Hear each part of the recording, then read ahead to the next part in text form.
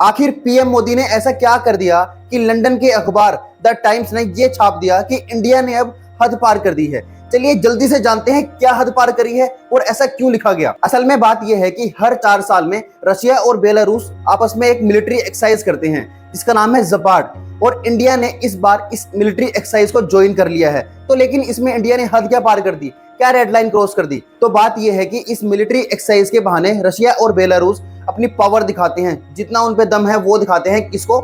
NATO countries को। NATO countries वो है जो 32 कंट्रीज का ग्रुप है जिसमें अमेरिका और यूरोप के कई सारे देश शामिल हैं, जो हमेशा रशिया के खिलाफ मोस्टली रहता है। और जब दुनिया में कोई कंट्री जपार्ड एक्सरसाइज ज्वाइन करती है ना, तो दुनिया के कान खड़े हो जाते हैं। और इस बार इंडिया ने जपार्ड एक्सरसाइज को ज्वाइन किया और अपने 65 मिलिट्री पर्सनल्स को भेजा गया। और जिस अखबार ने ये लाइन छापी है कि इंडिया ने रेड लाइन क्रॉस कर दी है, अब वो अखबार भी इंग्लैंड देश का है, और इंग्लैंड देश खुद एक नेटो कंट्री है। अब आप समझ गए होंगे कि वेस्टर्न मीडिया इतना घबराया क्यों है, इतने पैनिक मोड में क्यों है, जो इतनी बड़ी बड़ी हेडलाइंस लिखनी पड़ रही हैं। लेकिन इंडिया ने इस मिलिट्री एक्सरसाइज को ज्वाइन क्यों किया, जो अमेरिका और नेटो कंट्रीज के अगेंस्ट मानी जाती है? असल में बात यह है कि हमारे 60 से 70% जो हथियार हैं वो सारे रशिया ओरिजिन के हैं, और हमें उन्हें चलाना अच्छे से आना चाहिए, इसलिए हमने उनके साथ मिलकर एक्सरसाइज करना सोचा। और दूसरी बात, इंडिया ये दिखाना चाहता है कि ना हम अमेरिका की सुनते हैं ना हम रशिया की सुनते हैं, क्योंकि इंडिया अमेरिका में भी ऐसे ही मिलिट्री एक्सरसाइज करता है और रशिया के साथ भी ऐसी मिलिट्री एक्सरसाइज कर रहा है, जिससे वो दिखाता है कि हम अपने डिसीजन अपने आप लेते हैं जहां हमारा फायदा होता है।